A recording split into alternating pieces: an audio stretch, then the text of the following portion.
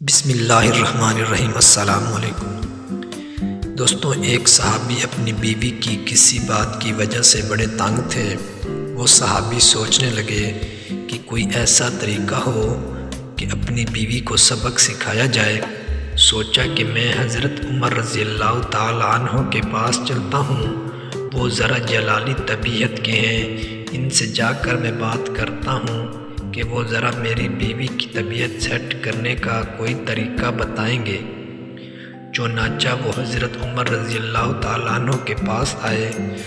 جب وہاں گئے تو کیا دیکھتے ہیں کہ حضرت عمر رضی اللہ تعالیٰ عنہ کی اہلیہ ان سے پردے میں بات کر رہی ہیں، مگر بات کرتے ہوئے ان کا لہجہ اونچا ہے اور وہ تیزی سے بات کر رہی ہیں، اور حضرت عمر رضی اللہ تعالیٰ عنہ ذرا تسلی کے ساتھ کھڑے ہو کر ان کی بات کو سن رہے ہیں۔ جب اس صحابی نے دیکھا کہ میں اس مقصد کے حل کے لیے یہاں آیا تھا، یہاں تو پہلے ہی آگے سے باتیں سنی جا رہی ہیں، وہ واپس آنے لگے تو حضرت عمر رضی اللہ تعالیٰ عنہ نے پوچھا کہ بھائی واپس کیوں جا رہے ہو؟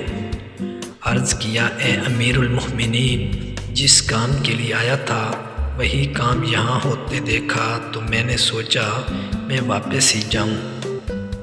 حضرت عمر رضی اللہ تعالیٰ عنہ نے بلایا اور کہا، دیکھو کہ یہ میری بیوی بھی ہے، میرے لیے باعث سکون ہے اور میرے لیے باورچن بھی ہے، گھر میں سارا دن میرے لیے کھانے دانے پکانے میں لگی رہتی ہے، میرے لیے دھوبن بھی ہے، میرے کپڑوں کو بھی صاف کرتی ہے، میرے گھر کی صفائی کرنے والی بھی ہے، جب یہ گھر کی باورچن بھی بن جاتی ہے، دھوبن بھی بن جاتی ہے، میرے لیے جہنم سے آڑ بھی ہے، اتنی قربانیاں میرے لیے دے رہی ہے، تو کیا اس کی بات میں تحمل مزاجی سے سن نہیں سکتا؟